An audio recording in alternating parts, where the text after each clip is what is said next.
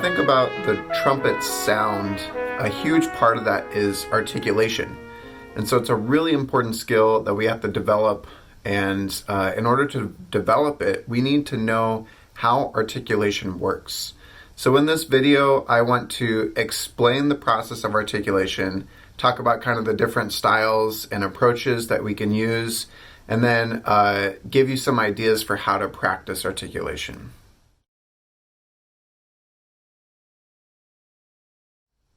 When we think about articulation, we think about using the tongue, right? And so the tongue is a major part of articulation, but there's another factor that a lot of teachers and a lot of method books don't cover. And that is actually how your lips are positioned to interact with the airstream. So let me explain. So let's say this is the roof of your mouth, and here's your tongue. And we put the tongue behind the top teeth, and we say like tu or da, something like that, so you can try that out and feel where your tongue is. The tongue actually blocks the air for a little bit, and when we release it, it goes tu or da, right?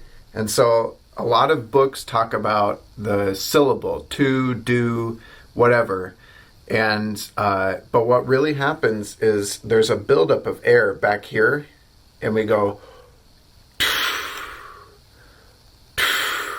and that air bursts through over the tongue and it hits something. The airstream hits your closed lips, which kind of creates a spark, and that is what gets us the clear popping articulation that we want on the trumpet. When we want to change articulation styles, then we simply have to address the stroke of the tongue. So let's say I am articulating the marcato articulation. I want to actually put more tongue and hold it longer and create more compression of the air behind it to get that kind of accented sound.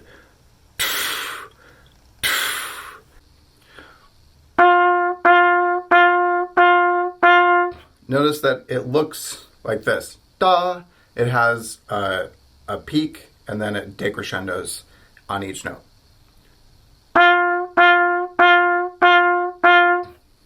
If I want to play legato, then I want less tongue involved and more of a brush stroke, like da, da.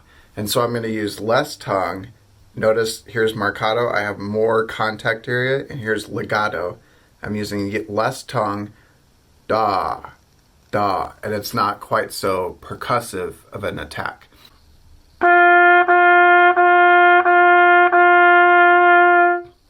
I think staccato is probably somewhere in between,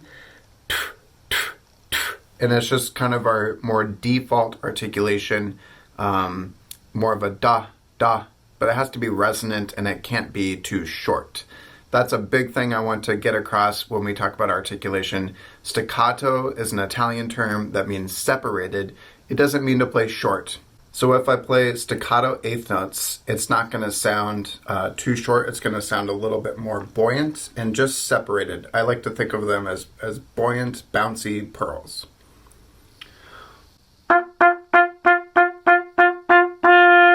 We don't want this sound.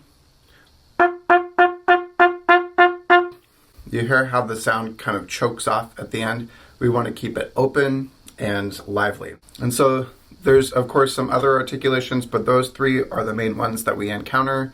And so you just got an idea of how to listen for those. And if you go back to the warm-up video, you can actually see them used, and you can have an opportunity to practice your articulations.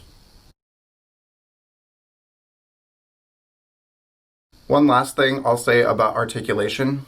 Most of us use the Arbin Complete Method as our first articulation studies. And in the Arbin method, Arbin writes the syllable TU for the single tongue.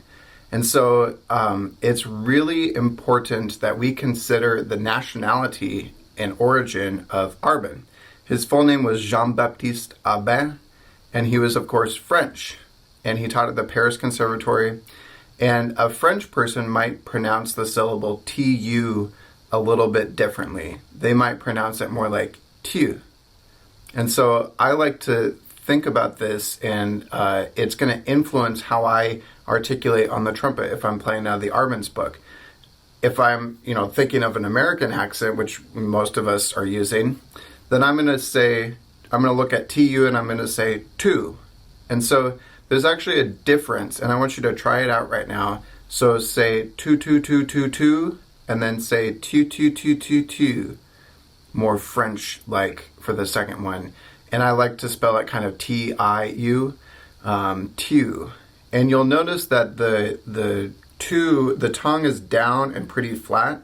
The tu, the tongue actually is shaping a V, and it's getting your air to go forward and be compact. And that's what we want with articulation. So this also works if you're working on your multiple tonguing. For the multiple tongue syllable, Arbenz writes K-U. And so thinking about how a French person might pronounce that, they might pronounce it Q. And so for us Americans, I think just thinking about the letter Q actually works really well. Or if you wanted to spell it out, K-I-U. And so say ku, ku, ku, ku, ku, the American way. And then say the French way, Q, Q, Q, Q, Q. And you'll notice that kind of the same thing. The tongue's closer up in the mouth, Q, Q, Q, Q, Q, and it's creating this kind of V shape.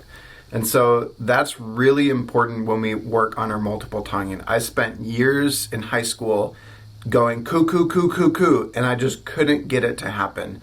And then one of my teachers along the way told me about this idea that Arbenz was French, and so it blew my mind, and now I'm passing that along to you. So take this information into your articulation studies and really focus on this element of trumpet playing. It is so important because articulation really sets the trumpet apart from many other instruments because it's so distinctive and clear.